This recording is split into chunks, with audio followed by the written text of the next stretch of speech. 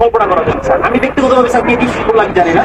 আমি ব্যক্তিগতভাবে স্যার টিচারদের স্যার আমি প্রভাবিত ছিল, কথা বলতে পারি না এমন ওয়াইফের সাথে, আমার বাচ্চাকে আমি দেখতে পাই নাই স্যার। আমি এক প্রকার মানে লুকিয়ে আমি চলে গেছি, এরকম একটা পর্যায়ে গেছি স্যার। আমাদের এই এই যে অধপতন স্যার, বাহিনী হিসেবে যে পরিচয় দিব আমি পুলিশ, এই পরিচয় দিতে স্যার ভয় লাগে, লজ্জা লাগে স্যার। একটা বাহিনীর ফোর্স হয়ে যে আমি নিজে পরিচয় দিব, আমার নিজের লজ্জা লাগে। আমাদের আমি একটা ছোট উদাহরণ দিই স্যার, আমি আসার পর যতটুকু দেখছি, এই যে জাতীয় সংসদ নির্বাচন, শেষ যে নির্বাচনটা হয়ে গেছে স্যার, এই নির্বাচনে একক একক যে নির্বাচনটা হয়ে গেছে, পুলিশ কি ব্যবহার করে যে নির্বাচনটা হয়ে গেছে, নির্বাচনে সারা বাংলাদেশে এককভাবে মামলা হচ্ছে স্যার। কিছু মামলা গায়েবী মামলা, যে মামলাগুলো ভিত্তি নাই, এই মামলাগুলো আমাদের কি দিয়ে করাইছে স্যার। সাধারণ জনগণ যারা আছে, বিএনপি যারা আছে, জামাত, যে কিছু জানেই না, তাদেরকে আমাদের গ্রেফতার করা লাগছে স্যার।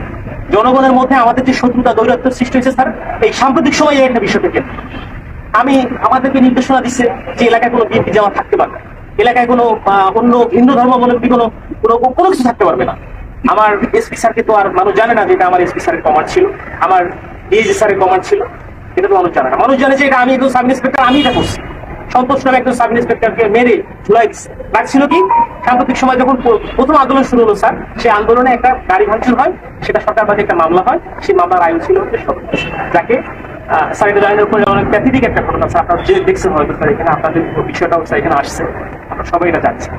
তো এইরকম স্যার অনেক বিষয় আছে স্যার, আমরা কথা বলার কোনো সুযোগ থাকে না। আমরা চাই স্যার এই বাহিনীটাকে স্যার, এই যে রাজনীতিকরণ, এই রাজনীতিকরণ থেকে আমাদের দাবি দেওয়ার প্রধান যে বিষয়টা, সেটা হচ্ছে আমরা এই রাজনীতিকরণের মধ্যে স্যার থাকতে চাই না। আমাদের স্যার এখানে কর্মবিরতি চলমান আছে স্যার, আমরা কর্মবিরতি নিয়েছি, সারা বাংলাদেশে একই অবস্থা স্যার।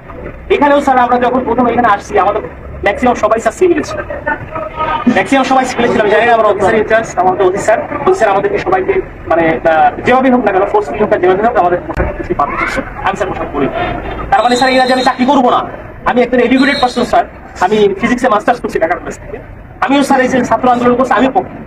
বাট এই পুলিশের সাথে সে প্রত্যেকটা হত্যাকাণ্ডের স্যার বিচার হোক, ছাত্র 200 300 400 500 যা মারা গেছে, এটা বিচার হোক স্যার। আমরা চাই আমাদের যে সকল সিনিয়ররা স্যার কমান্ড করছে, যারা এগুলা করছে, তারা পার পেয়ে গেল কেন?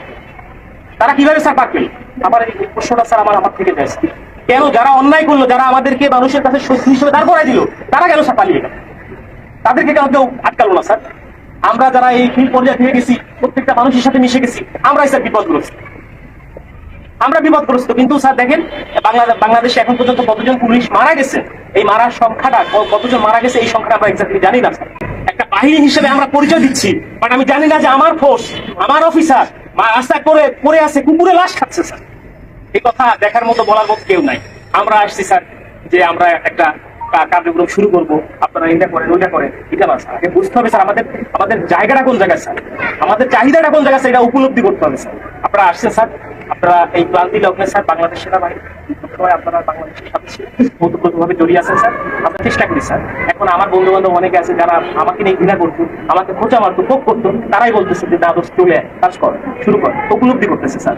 বাংলাদেশে সর্বপ্রথম স্বাধীনতার যুদ্ধে বাংলাদেশ পুলিশ রাজারবাগে যে প্রতিরোধ গড়ে তুলেছিল, এটা তো অস্বীকার করার স্যার কিছু নাই।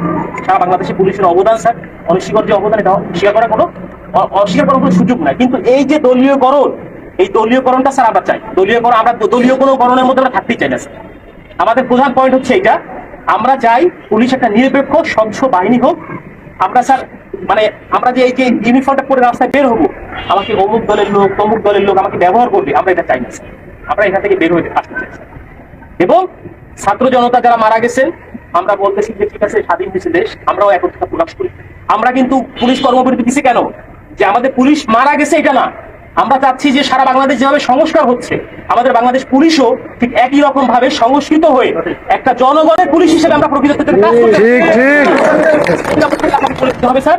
এরকম ব্যবস্থা যদি হয়, আমরা স্যার রাস্তায় নামবো, আমরা মানুষের জন্য স্যার শপথ গ্রহণ করছি স্যার। অনেক চাকরি ছিল স্যার, করতে পারতাম স্যার, প্রাইমারি স্কুলে চাকরি করতে পারতাম, অন্য জায়গায় চাকরি করতে পারতাম, ব্যাংকে চাকরি করতে পারতাম। প্যাশনের কারণে স্যার এখানে আসছি স্যার। এটা একটা স্বপ্ন স্যার, যে বাংলাদেশ পুলিশে চাকরি করলে মানুষের যে সেবা দেওয়া যায়, এটা একটা স্বপ্ন। বাট এই স্বপ্নগুলা আমাদের নষ্ট করে দিয়ে গেছে আমাদের কিছু বিশেষ ক্যাডার, এখানে বলতে তার আপত্তি নাই। আমার স্ত্রী আজকে আমি লোকায়িত ছিলাম, আমার উপরে থ্রেট ছিল, আমি জানি। অনেক বন্ধু বান্ধব ফোন করে বলছি আপনি থেকে না, রাজনৈতিক মামলা আমার কাছে ছিল স্যার, যার জন্য অনেকে বলছে, অনেক শুভাকাঙ্ক্ষী ছিল বিএনপি জামাতে, তারাও বলছে ঠিক আছে আপনি সেফলি থাকে। আমি যখন আসছি, আজকে খুলনা থেকে আসছি, গোপনে আসছি, আমার স্যার শেখ করি না, রাস্তায় চেকিং হচ্ছে স্যার, পুলিশ কিনা স্যার, এরকম বাংলাদেশ স্যার আমরা চাই না। এবং আমরা চাই নাই স্যার, আমরা চাই যে স্যার এই জিনিসটা থেকে আমরা উত্তরিত হই এবং আমাদের যে 11 দফা দাবি আছে স্যার, আমরা চাই আপনাদের জায়গা থেকে স্যার যত কিছু করার আমাদের স্যার এখানে আছে, প্রত্যেকটা জায়গা থেকে যত কিছু করার আমাদের যাতে করে আমাদের স্যার দ্রুত এবং একটা দাবি পূরণ হয়। পুলিশের স্যার এরকম বহু হয়েছে, তোমাদের এইটা দিব ওইটা দিব ওইটা করবো সেটা করবো, কিছুই হয় না। আমরা চাই একটা প্রজ্ঞাপনের মাধ্যমে আমাদের এই দাবিগুলো মেনে নেওয়া হোক, যৌক্তিক দাবিগুলি। যদি মনে হয় যারা এখন বর্তমানে উপদেষ্টা পর্যায়ে আছে অত্যন্ত বিচক্ষণ মানুষ, যদি মনে হয় যারা পুলিশের এই দাবির মধ্যে কোনো জায়গায় ব্যত্যয় আছে, সেটা সংস্কার করে যেটা মনে হয় যেখানে সংস্কার প্রয়োজন সংস্কার করে যতটুকু এটা মডিফাই করা যায় করে আমরা চাই একটা প্রজ্ঞাপন দিলে আমরা মেনে নিব যে হ্যাঁ আমাদের দাবিগুলো পূরণ হচ্ছে। কারণ আমরা দেখছি স্যার আমাদের টিএ বিল স্যার পাই না, আমরা বলবো কাকে এগুলা, আমরা বলবো কাকে আমরা স্যার টিএ বিল পাই না। আমার কাজ করতে আমার পকেটে টাকা দিয়ে আমার পুলিশিং মিটিং করতে হয়, আমার ব্যানার করতে হয় আমার নিজের টাকা থেকে, আমার ব্যানার করতে হবে আমার নিজের টাকা থেকে, আমার এই করতে হবে সেই করতে হবে উঠান বৈঠক করতে হবে, সব আমার নিজের টাকা করতে হবে। কেন আমার বেতনের টাকা স্যার আমি কোনো জায়গায় খরচ করতে পারবো না, এক কথায় শেষ। সরকারের প্রতি কাজ করতেছি, সরকার আমার বেতন দিবে, আমি আমার পরিবারের পিছনে ব্যয় করি, আমি কেন আমার নিজের টাকা দিয়ে আমি ব্যানার করে কেন করতে যাবো? এটার জন্য আমার বাজেট থাকবে না? অবশ্যই বাজেট থাকতে হবে। আমার মাসে প্রথম 10 তারিখের মধ্যে আমার টিএ বিল দিতে হবে। আপনাদের বাহিনী স্যার দেয় কিনা আমি জানি না স্যার, এই সুবিধাগুলো কি আপনাদেরও কি এরকম শুধু কমিটমেন্ট করে কি স্যার আপনাদের কি রেখে দেয় কিনা আমার জানা নাই স্যার। যথেষ্ট মানে অনারের সাথে বললাম স্যার কিছু মনে করা দরকার, কারণ অনেক কষ্ট স্যার আমাদের মনে, অনেক বড় কষ্ট স্যার। এখানে যারা আছে সবাই বলছে কথা বলতে হবে, এখানে স্যার আরো কষ্ট স্যার। এখানে আমরা কর্মবিরতি দিচ্ছি, আমার ভাই একজন কনস্টেবল স্যার কি ক্ষমতা থাকে, একজন সাব ইন্সপেক্টর কি ক্ষমতা থাকে স্যার? আমি তো স্যার মানে বোকার সঙ্গে বোকার মতো করে স্যার আমাকে নাঙ্গল আমার ঘাড়ে চালাতে যেভাবে স্যার দিবে আমি সেভাবে চুষাই। এটা তো সাধারণ মানুষ বোঝে না। সাধারণ মানুষের সাথে আমাদের এই যে ফিল্ড পর্যায়ে যারা কাজ করে আমাদেরকে